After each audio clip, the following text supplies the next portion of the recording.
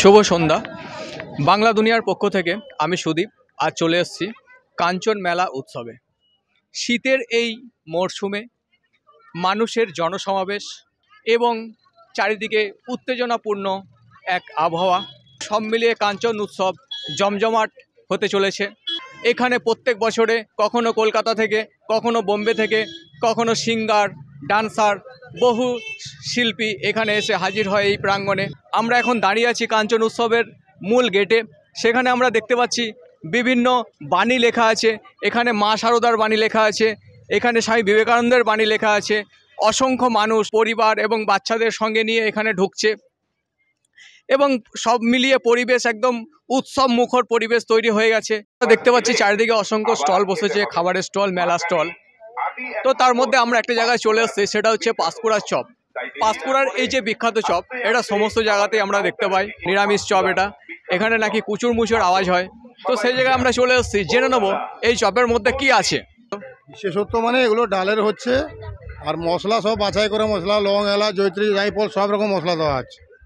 এবার সরষা তেলে ভাজা, আর চপটা ডালের। তো এটা যে কুচুর মুচুর আওয়াজ হচ্ছে, এটা কি জন্য হচ্ছে? এটাই আমরা সুজি দানার মতন ডালটাকে পিসাই করি, সুজি দানার মতন। মেলা শুধুমাত্র সংস্কৃতির উদযাপন নয়, বৈচিত্র্যেরও উদযাপন। বিশৃঙ্খলায় ভরা পৃথিবীতে মেলা হলো প্রশান্তির জায়গা। মেলা হলো রং, শব্দ এবং স্বাদের সংমিশ্রণ। আর সেই কারণেই বর্ধমানের রথতলার কাঞ্চননগরে অনুষ্ঠিত হচ্ছে কাঞ্চন উৎসব। 20 জানুয়ারি থেকে শুরু হয়েছে এই মেলা, চলবে 28 জানুয়ারি পর্যন্ত। এখানে একটি জাং জুয়েলারি স্টলের সামনে আমরা দাঁড়িয়ে আছি।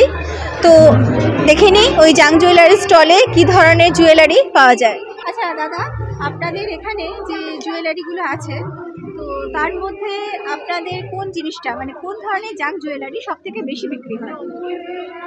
অক্সিডাইজের মাল, ব্ল্যাক পলিশের মাল, রেডি পাথরের মাল আছে। আচ্ছা, আপনাদের আজকে কেমন বিক্রি বাটা হচ্ছে? মোটামুটি টুকটাক হচ্ছে, খুব একটা ভালো হচ্ছে না, খুব একটা খারাপও হচ্ছে না। এখানে দেখতে পাচ্ছি অসংখ্য ভ্যারাইটিস মূর্তি, বিভিন্ন রকমের লক্ষ্মী, গণেশ, কৃষ্ণ, যেগুলো দৃষ্টি আকর্ষণ করছে। এবার আমরা একটু জেনে নেব এখানে কেনাকাটার ব্যাপারটা কিরকম কি চলছে। এবছর এই মাধ্যমিক পরীক্ষার জন্য লোক বেশি আসছে না, তার মধ্যে আবার বৃষ্টি হলো, ভালো ভালো আর্টিস্ট নেই, মোটামুটি লোক হচ্ছে কিন্তু কেনাকাটা কম। চাহিদা তো সব থেকে রাম সীতা দিয়ে পাচ্ছি না, প্রতিদিন 10টা 11টা করে রাম সীতাই এখন মনে হচ্ছে নিজে কারখানা খুলে মালটা তৈরি করি। কারণ এই মালটা তো দিল্লি থেকে আসে, 50 পিস এনেছি, মানে 3 দিনের মধ্যে শেষ। বর্ধমানের রথতলার কাঞ্চননগরে মা কঙ্কালেশ্বরী মন্দিরের মাঠেই অনুষ্ঠিত হচ্ছে এই মেলা। পূর্ব বর্ধমান জেলার দক্ষিণের বিধায়ক খোকন দাস মহাশয়ের উদ্যোগেই এই মেলা অনুষ্ঠিত হচ্ছে। 2008 সালে খোকন দাস মহাশয় শুরু করেন এই মেলা। দেখতে দেখতে কাঞ্চন মেলা এই বছর 16তম বর্ষে পা দিল। উৎসবের জন্য সেজে উঠেছে কঙ্কালেশ্বরী মন্দিরের গোটা মাঠ। সব মিলিয়ে জমজমাট কাঞ্চন উৎসব।